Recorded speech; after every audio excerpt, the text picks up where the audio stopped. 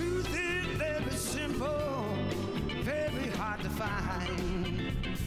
Hello, everybody. Welcome to another edition of What's Going On. I'm your host, Tom D'Ambra. As always, we are very thankful you take the time from your busy day to watch our program. I'd like to do a couple of shout-outs, actually 3 of them, to some fine people that were nice enough to get a hold of us to comment on our program and also to say thank you. And we want to say thank you to you for watching this program and having the interest in truth. And we hope that the truth will lead to education, knowledge, and hopefully activism. So I'm just going to do this real quick, folks. And I just want to read a couple of these real quick. This is from Patrick QJ. I hope I'm pronouncing that right, Patrick. It says, to KATV, I just love to say to Mr. Tom D'Ambra, thank you so much for making me non-ignorant and non-apathetic about our government. I take notes watching your YouTube's videos and have watched many of them. The knowledge that you exposed is almost unbelievable, but I know that it is true. I now do more research than I ever did in my life. That, to me, is awesome. That's what this is all about. I also found out, like you say often, that the people of America don't know, and most will never know because they are more interested in football. It's hard to tell them, but it's true. I told the woman about the anti-hoarding laws that you covered, but before I could say anything, she said good people don't need all that junk piled up anyway. So there we have it. Ignorance. Sincerely, Patrick J. Kujay. And I thank you, Patrick, so much for making contact with us. This next one, my friends, is from a former Marine. And I would like to say to, and I hope I'm pronouncing this name right, I apologize up front if I'm not, Mulemvo Nyanda. He is a former Marine, a documentary filmmaker, and I would just like to say to Mr. Nyanda, Semper Fidelis, my leatherneck brother, always faithful to God, country, and core. Semper Fi. I was wondering if Tom has done a show on solutions. If so, where can I find this, his opinion on how we the people can get out of the current predicament that we are in? There is a lot of information and research done to educate us on the problem, and I believe that it is definitely an important step. But I am also wondering, what can we do to solve the issues that plague our nation? I am grateful for what you and your team does, and I hope that you continue to make your shows available for the masses. Peace and blessings to you all, Nyanda. Nyanda, thank you so much for making contact with us. And again, my leatherneck brother, Semper Fidelis, always. And the other shout out I want to give is to another brother of mine, Dave down in Florida. I thank you. It was so nice to talk to you the other day. And I thank you so much for spreading the word and spreading the knowledge down in Florida. And when you do return to the Northeast Kingdom, if you wish to bring back some of that warm weather, the people up here would be all for it. So thank you, Dave, very, very much. It was great to talk to you. Okay, folks, let's get back into it. Now, Mr. Jeff Sessions, the Attorney General, has got a big lawsuit on his hand. You ready for this? Here we go. A 12-year-old girl is suing the federal government and and her name is Alexis Bortell, who filed the lawsuit against Attorney General Jeff Sessions. It's a choice she had to make to save her life. Bortell has epilepsy, and Sessions has made it his mission to make it impossible for her to assess the only drug that has kept her seizures at bay, cannabis. Bortell doesn't remember her first seizure, but her father, Dean Bortell, certainly does. We were literally folding clothes, and Alex was sleeping on the couch, he told Newsweek. All of a sudden, I heard her make this shriek. I mean, it was a scream of terror. I looked over, and Alice is stiff as a board on her back and spasming. After several months in the dock, at first, Dean suspected his daughter had a brain-eating amoeba on account of headlines about them that summer. Alexis was diagnosed with epilepsy in 2013. 3 years ago, Alexis began taking medical marijuana and her seizures completely disappeared. But that treatment option is threatened by an aggressive federal crackdown on medicinal cannabis led by Jeff Sessions, who is also the acting director of the Drug Enforcement Agency. Her day in court, February 14th at a New York City federal courthouse, is fast approaching. Alexis won't be there in person, but her lawyer, Michael Hiller, thinks the ruling will go their way. We are very optimistic that this case is going to come out the way it should, which is that the Controlled Substance Act is going to be found unconstitutional. Totally agree.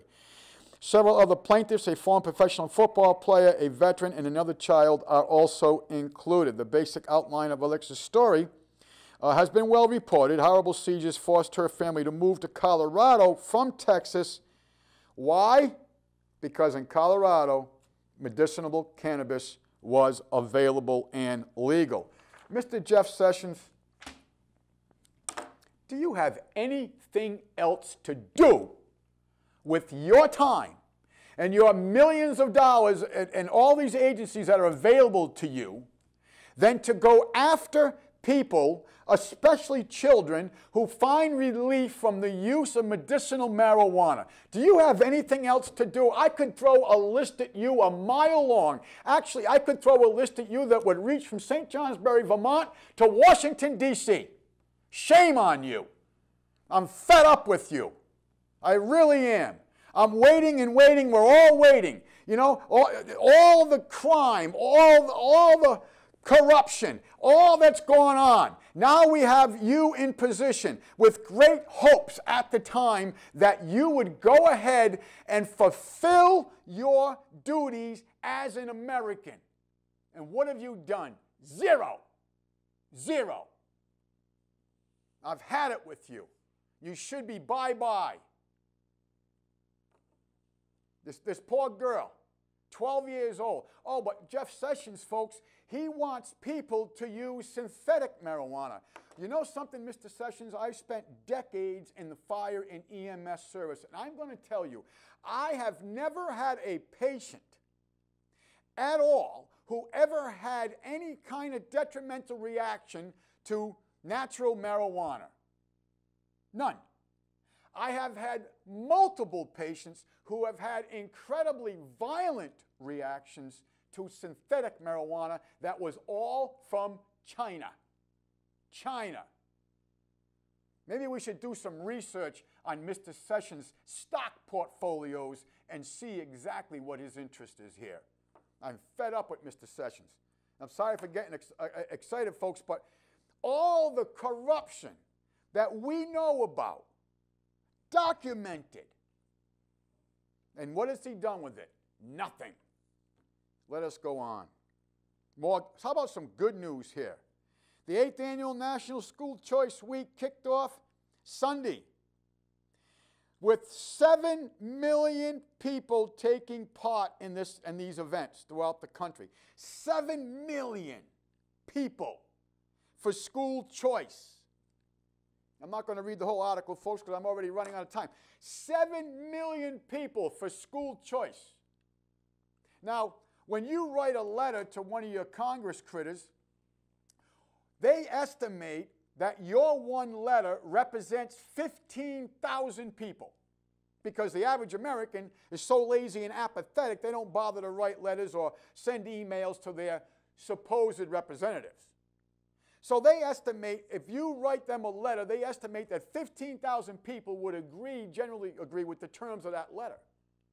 So if you took that same equation, my friends, and you went by that 7 million times the 15, that's some serious numbers, isn't it?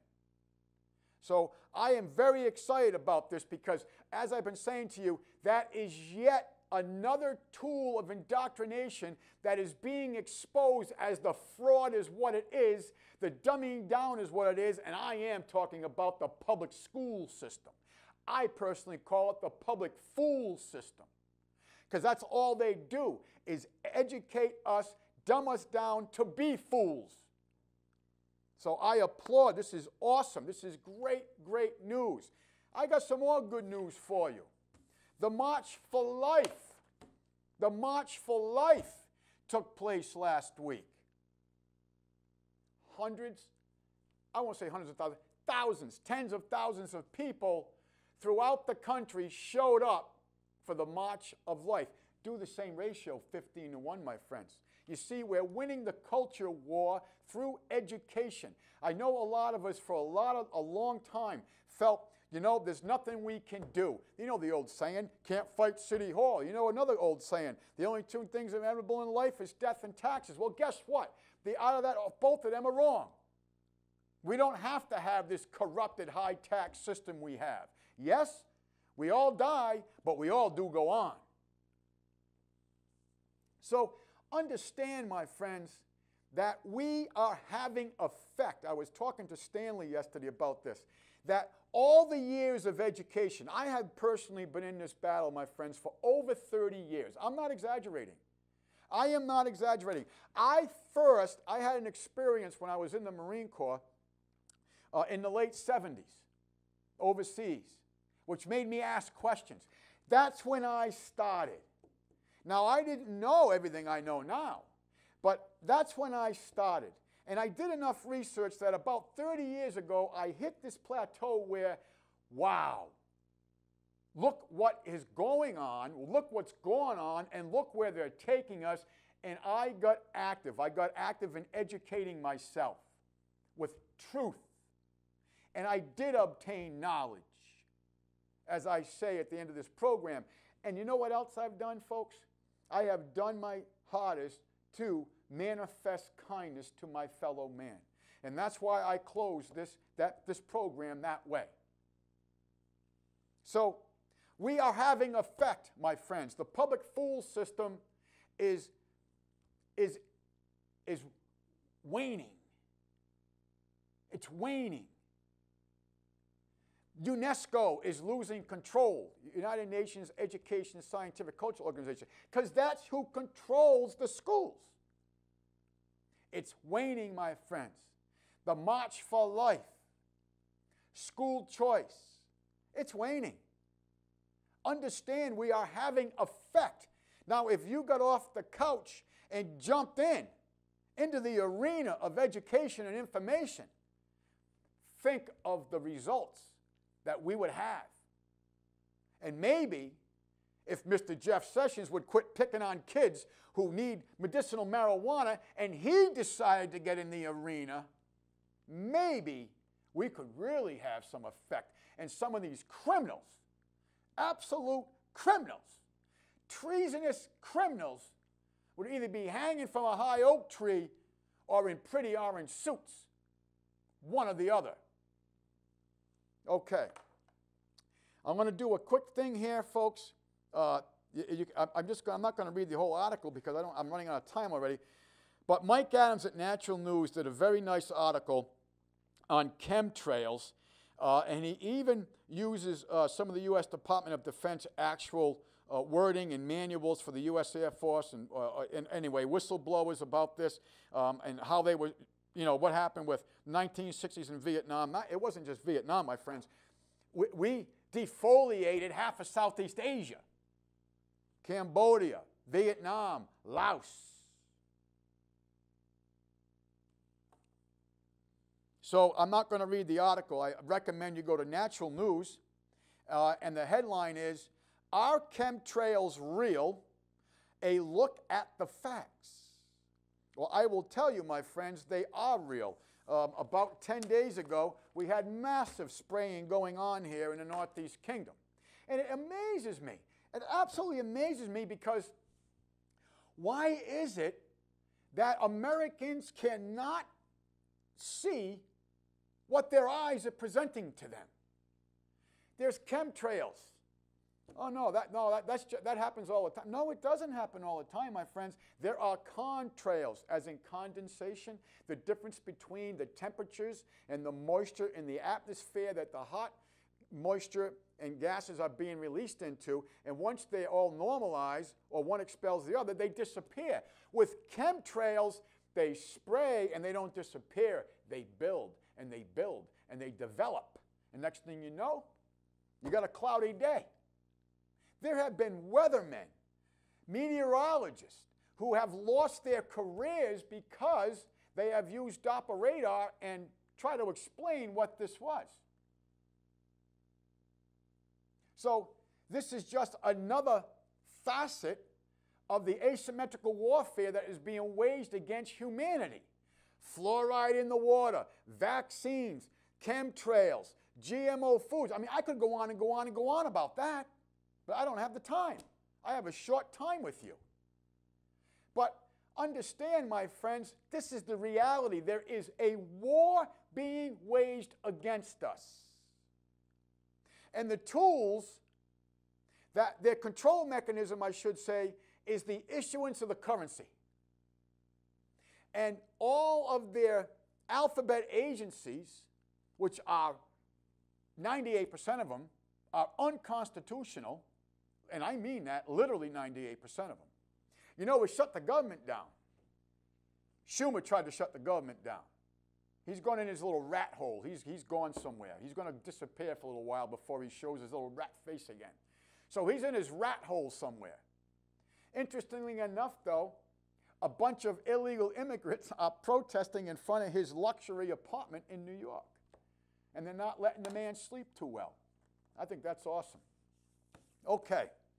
But my point being here, my friends, is the corruption and the criminals are in control of all these agencies. And that's why they're there, because they are there because they play along with the system. From the Just Us system to all the alphabet agencies. And you want to know another thing, my friends? This is going to really shock you if you're not watching this program or programs like this. A lot of them, including the Federal Reserve and the IRS, are corporations, private corporations. The U.S. government is a corporation. It went insolvent on March 9th, 1933. That's why they took all the gold and silver. That's why they come up with Senate Document 43, where all property is in the state and subordinate to the necessities of the state. And that's why they bonded us with the birth certificate. That's right. The birth certificate is a bond. Okay, I don't have time to get into all that. Please watch previous shows. We've done a lot of that. Folks, I'm not even going to have time to get into this right here. So let's get into some things that we got going on. Here is a beautiful, beautiful Christian church being torn down in Germany. Just more of our culture being destroyed. And I was going to get into this a little bit more, but again, I'm running out of time. Now, there are a lot of things going on in this country, my friends. There are people like me who have had enough. And a lot of these people live in the state of California, which I personally, I spent some time in California. Beautiful state. But the politics, actually, I almost lived in California, but I decided, no, I'm a New Englander, and I wanted to get back to New England. And I'm so thankful I did. But what you're seeing on the screen here, my friends, is not just someone's fantasy. There is an organization that is growing in leaps and bounds in California, and this organization, which this map is correlated in the yellow area, most of it is more rural areas. But anyway, these people want to succeed not from the Union, but from California. They want to develop a new California, and I will tell you, folks, don't just laugh at this, because they're well organized and they've got numbers. They've got numbers, and they're just starting out, and when they go out and they actually start presenting everything to the people, we're going to watch this, because this may go somewhere. I am telling you. Now, the blue part you see here is the part of California that I will call Jerry Brownsville. This is the area of California where, number one, it's very, very heavily populated, so it has a big effect on the voting with regards to Electoral College and so forth for California. And it also, folks, is where a lot of the illegal immigrants in the blue are. So the people of California, they don't want to be part of this anymore, this system of corruption and unconstitutional policies, and not having any redemption provided to them by the state government. So they've decided, guess what? We're going to try to separate ourselves politically from this corrupted mess of Jerry Brownsville. And then they're going to form New California. This is what they're after. And the people behind this, my friends, are very energetic, very educated. This isn't just some people who, decided, well, we're going to throw this on the frying pan and see if this cooks. No, folks. We're going to be watching this because these people are very well organized, they're determined, and they're educated. And them entities, them aspects of character are something that the globalists very much fear and do not want the American people to be. And that's why the public fool system is such an important aspect to them keeping us ignorant. Let us continue. This is another section of people.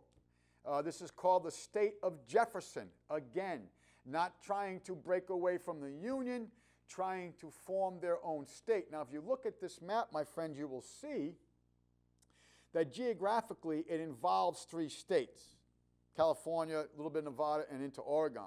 Now, this organization has been up and running for quite a while. I'm going to say about 7 to 8 years now. And they're having effect, but what's going on is that you've got a real bigger problem breaking into 3, in my humble observation. You've got a bigger problem because with political borders, you've got 3 states involved here. So you've got, not only you have to convince the people of 3 different states that we need to do this, but you also got to go into 3 different state legislators, 3 different courts that are going to do everything they can to stop this. So this may not be as prevalent and as positive as a method as these people here who just want to do it within an established state now.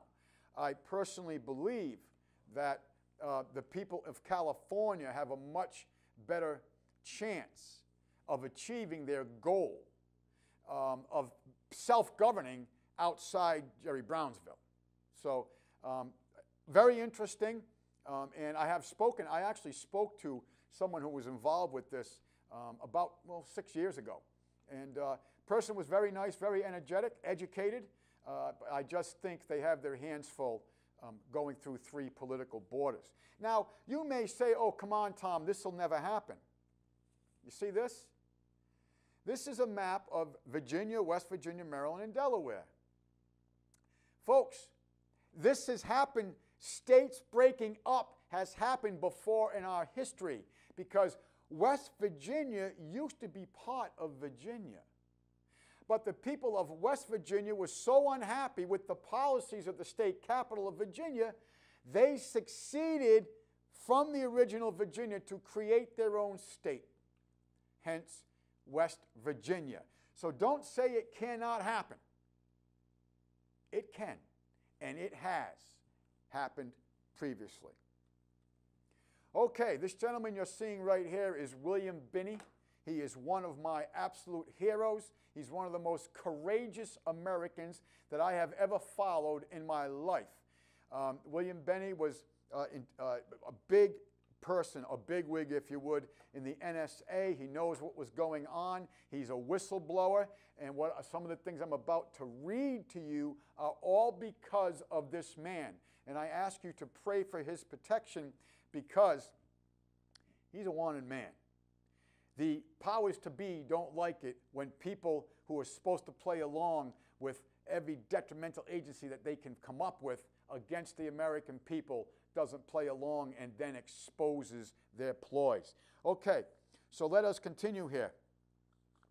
In an explosive post on Sunday, QAnon. Now, QAnon, if you go to that website, folks, people like Jerome Corsi, William Benny, and others have figured out through language and some other things that these people are former intelligence people backing QAnon. Okay, QAnon explained that Barack Obama and Hillary Clinton's 16-year treasonous plan to use 2 White House terms for a coup d'etat in the United States that would end up revising the Constitution, canceling the Second Amendment, and opening borders to flood the nation with illegal immigrants calculated to vote Democratic for the foreseeable future. Folks, the base of the Democratic Party for voters in the future is illegal immigration in their own writing.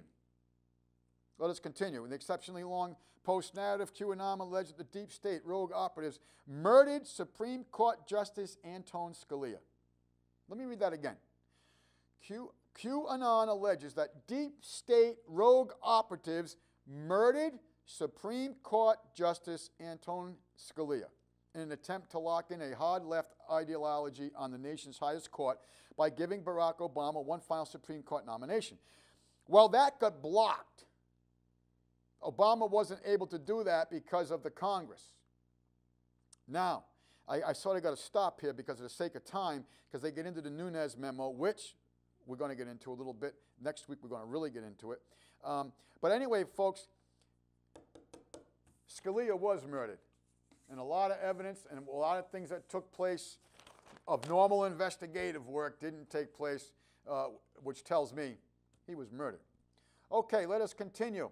Here's this scumbag, Mueller, all right? Old Mr. Mueller. This is a headline here. Scandal that keeps on giving. I love that. This is from Mike Adams, Natural News. FBI claims it lost months of text messages belonging to disgraced anti-Trump agent Peter Strzok. You know, let me ask you a question. They have every bit of communication that you do, every single one. But let me see, gee, unbelievable, huh? Lois Lerner, IRS commissioner, oh, we lost her emails, can't find them. Oh, Hillary Clinton, yep, lost her 33,000 emails, oh, sorry, can't find them. FBI agents, 55,000 estimated emails. Oh, sorry, can't find them. They find everything on you and I, but they can't find it when we're about to expose their corruption, can they? Let us continue. When the complete history is written on President Barack Obama's administration, future generations of Americans will come to learn that his was the most corrupted in the history of this country. Forget the Teapot Dome, forget Watergate, forget Bill Clinton's sexual proclatives. Barack Obama has them all beaten, and by a wide margin, because for all the world it appears as though Barack Obama took over a deep state apparatus that was assembled long before 9/11,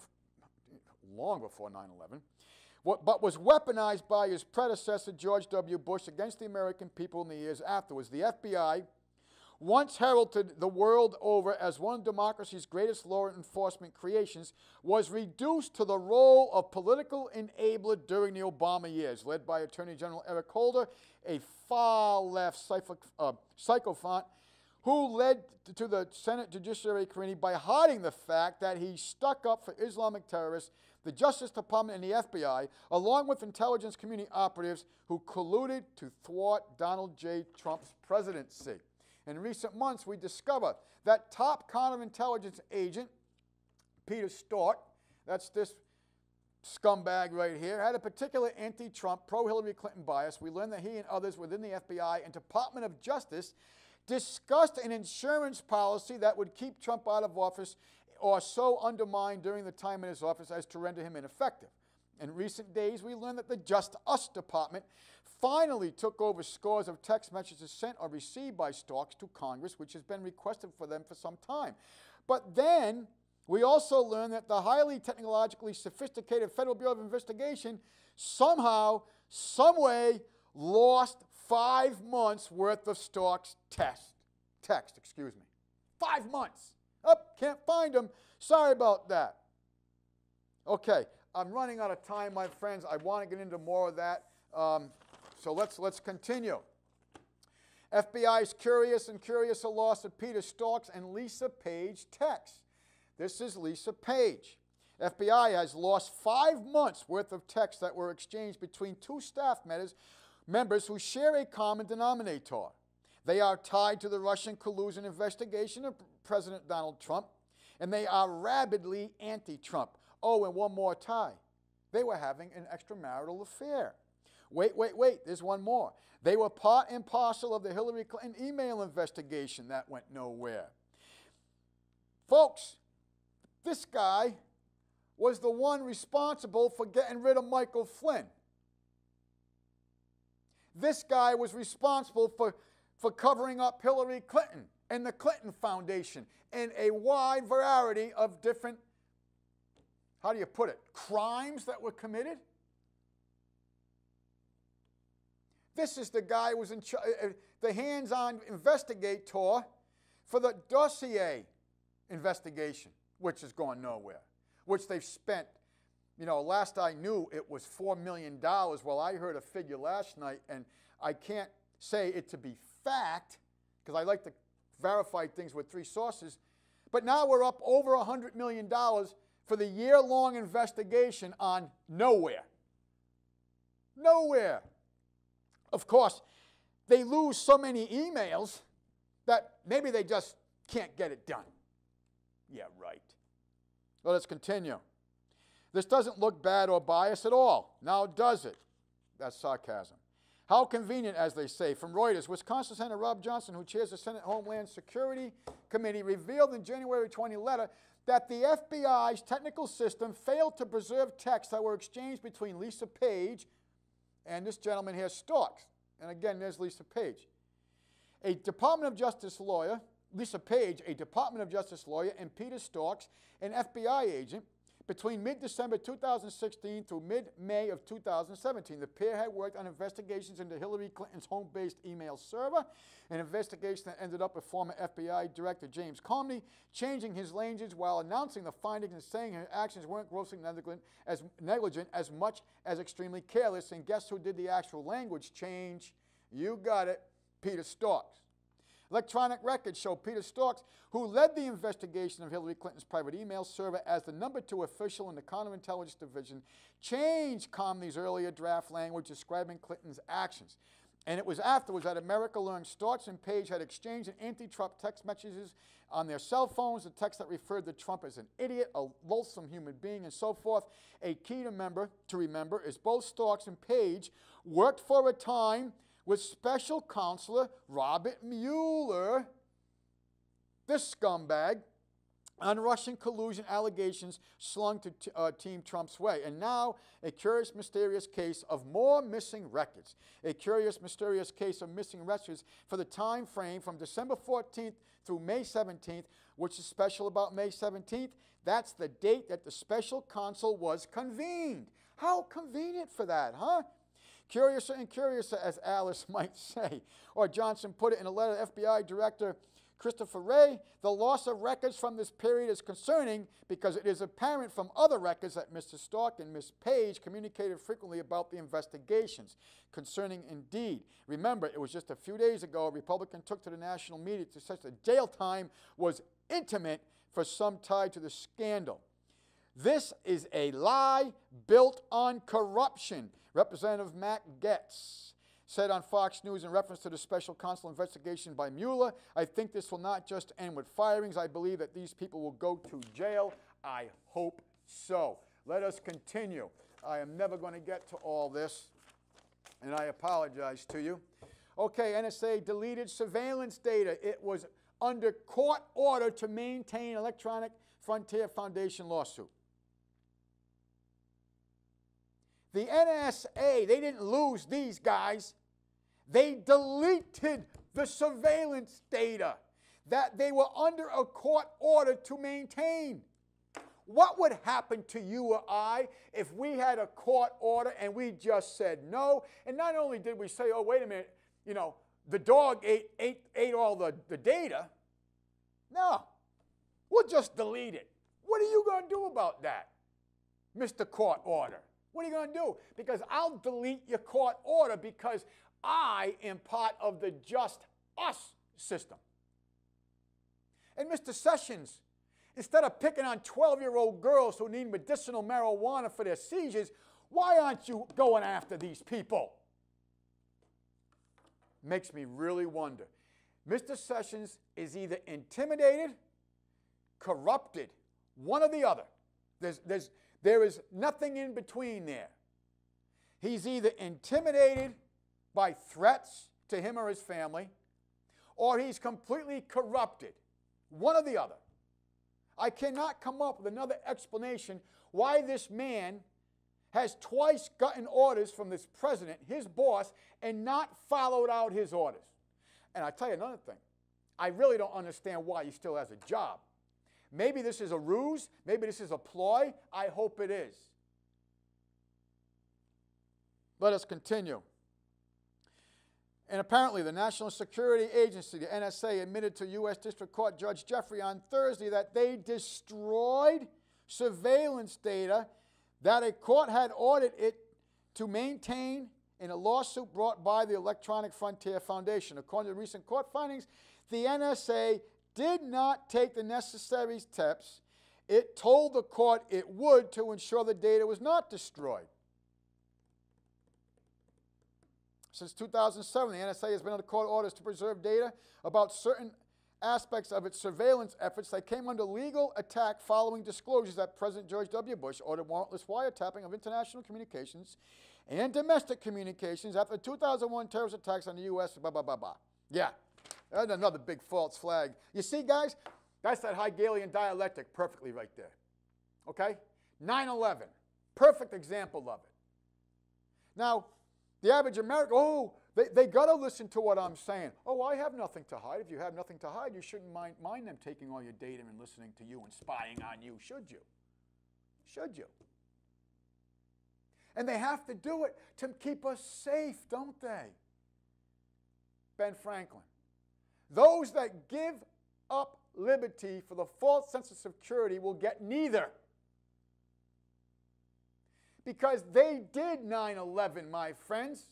If you still think that these hijackers outsmarted 16 different military and intelligence agencies, none of them could even pass the test to fly a Cessna, never mind 747s and 57s. Come on. Are you that gullible? And if you are, then you probably don't mind this false sense of security as they're taking all your data, putting in even your DNA, folks, even your DNA. And I forget the year. I think it was 86, but don't hold that to me. We covered that years ago. That every baby, when they take the blood, they've been keeping a DNA. They're making portfolios on every single one of us. And that portfolio goes to everything. Education, financial, medical, your communications, what you watch on TV, all of it. What's in your refrigerator. Don't laugh, it's true. So I'm not going to have time to get into all this. But I think you get the gist of it. The NSA was court-ordered since 2007, excuse me. Since 2007. That's 11 years ago. Call it 10 because we're in January of 2018. For a decade, the NSA was ordered to maintain all their surveillance data. And they not just lost it, they deleted all of it. What would happen to me and you? Why do we put up with this? Some of us don't. Why don't you join the team, folks, that doesn't put up with this bull dung? Okay. I'm not going to have the time to read all this, my friends, because we have something a little special for you today that I want to present to you. Oh, here we go. Here's another one. This is from The Hill. This is a mainstream media rag. Destroying and suppressing information FBI standard procedures. Now, this was written by James Bovard, and I'm surprised that they printed this. James Bovard is very good. All of this, folks, was because of this man right here. He was the troubleshooter, Mr. Mueller. This guy's a patsy. And he'll go down first along with Ms. Page before Mr. Mueller. But you got to understand, folks, there's been some arrests going on here. All the pedophilia, they're talking like this, and when you start getting some of these people under the duress of possible prison times for life, they're all going to start talking to make deals. All of them. Okay. I said to you that we have something special to present to you today, and we do.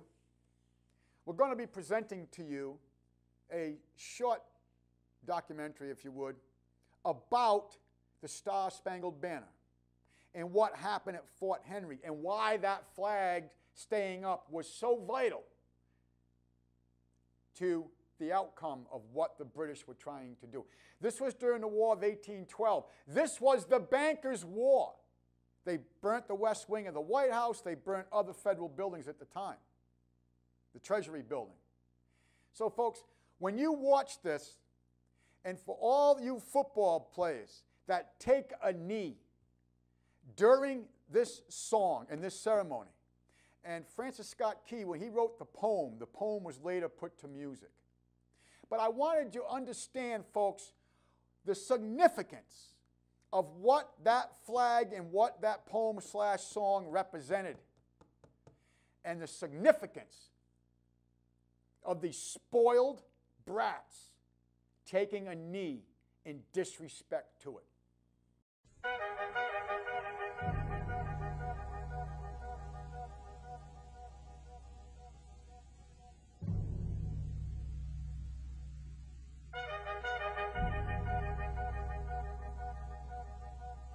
There was a lawyer once. His name was Francis Scott Key. He penned a song that I'm sure you're aware of. You've seen it. It's in most hymnals throughout our churches. It's called the National Anthem. It is our song as an American. We go, however, to a ball game. We stand in our church services and we sing the words of that song, and they float over our minds and our lips, and we don't even realize what we're singing. Most of us have memorized it as a child, but we've never really thought about what it means. Let me tell you a story. Francis Scott Key was a lawyer in Baltimore. The colonies were engaged in vicious conflict with the mother country, Britain. Because of this conflict and the protractedness of it, they had accumulated prisoners on both sides. The American colonies had prisoners and the British had prisoners. And the American government initiated a move. They went to the British and they said, let us negotiate for the release of these prisoners. They said, we want to send a man out to discuss this with you. They were holding the American prisoners in boats about 1,000 yards offshore. And they said, we want to send a man by the name of Francis Scott Key. He will come out and negotiate to see if we can make a mutual exchange. On the appointed day, in a rowboat, he went out to this boat and he negotiated with the British officials. And they reached a conclusion that men could be exchanged on a one-for-one basis. Francis Scott Key, jubilant with the fact that he'd been successful, went down below in the boats, and what he found was a cargo hold full of humanity, men. And he said, men, I've got news for you tonight. You're free. He said, tonight I have negotiated successfully your return to the colonies. He said, you'll be taken out of this boat, out of this filth, out of your chains. As he went back up on board to arrange for their passage to the shore, the admiral came and he said, we have a slight problem. He said, we will still honor our commitment to release these men, but it'll be merely academic after tonight. It won't matter. And Francis Scott Key said, what do you mean? He said, well, Mr. Key, he said, tonight we have laid an ultimatum upon the colonies. Your people will either capitulate and lay down the colors of that flag that you think so much of, or you see that fort right over there, Fort Henry? He said, we're going to remove it from the face of the earth. He said, how are you going to do that? He said, if you will, scan the horizon of the sea. And as he looked, he could see hundreds of little dots. And he said, that's the entire British war fleet.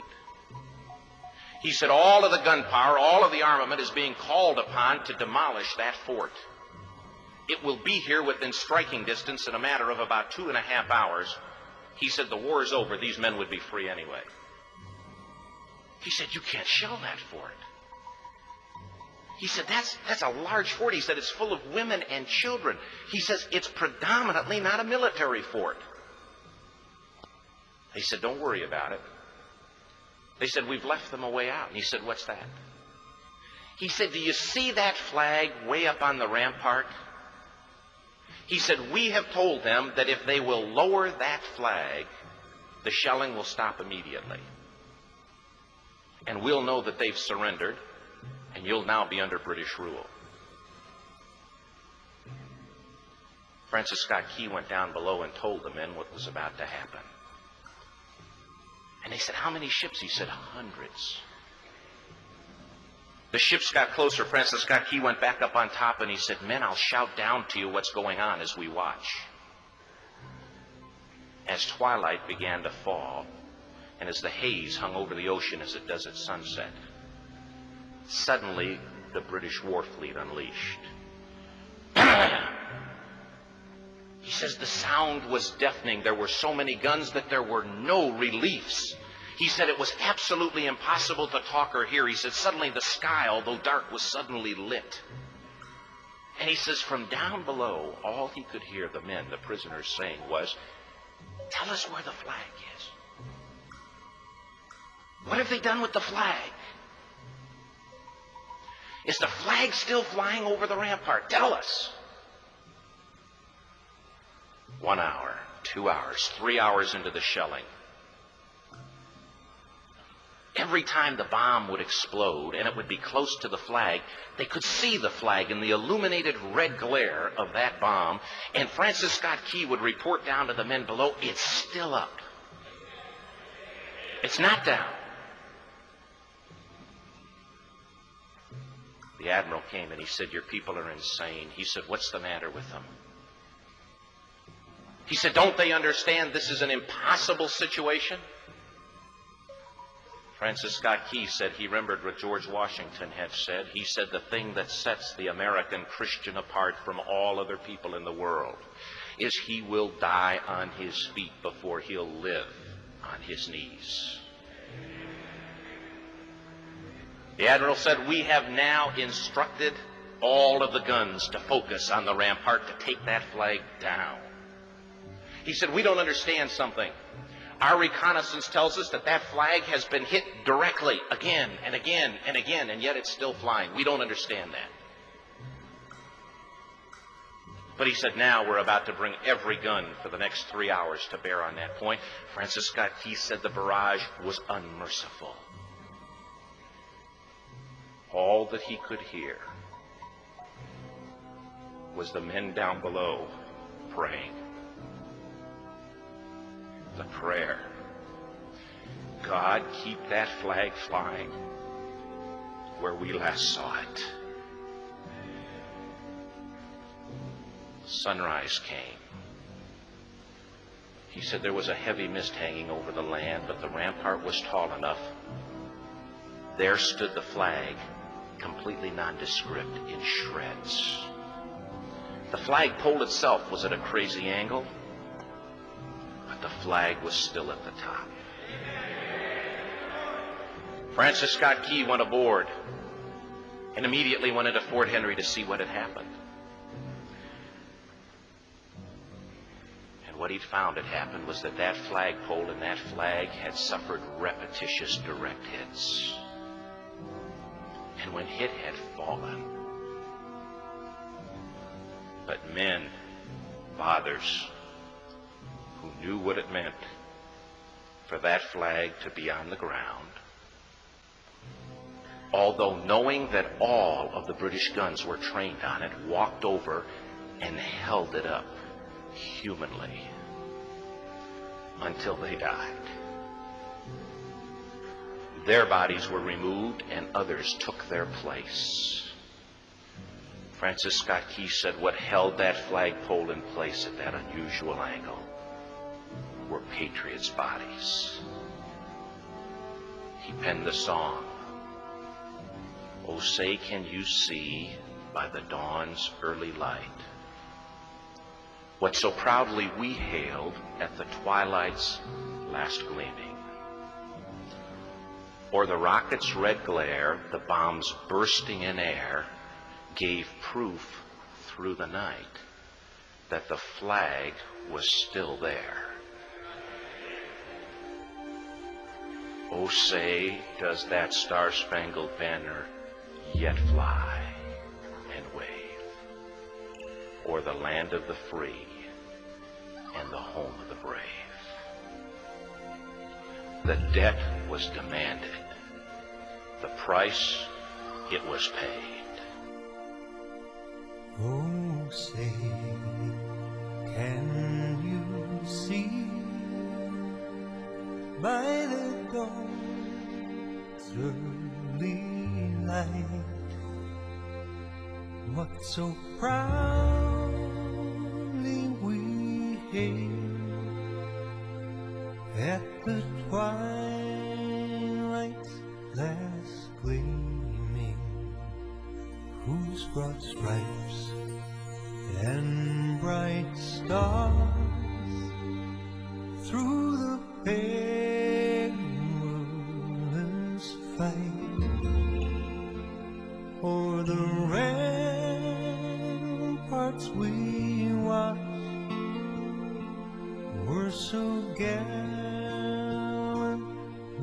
streaming, and the rockets break clear, the bombs bursting in air gave proof through the night that our flag was still there.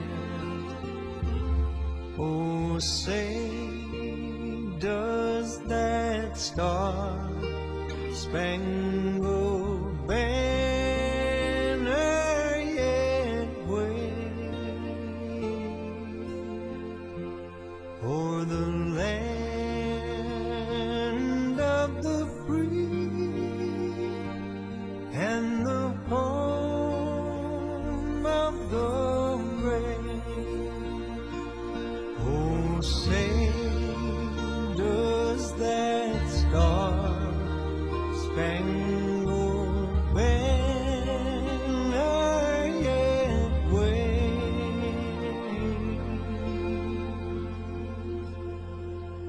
o'er the land of the free and the home of the brave?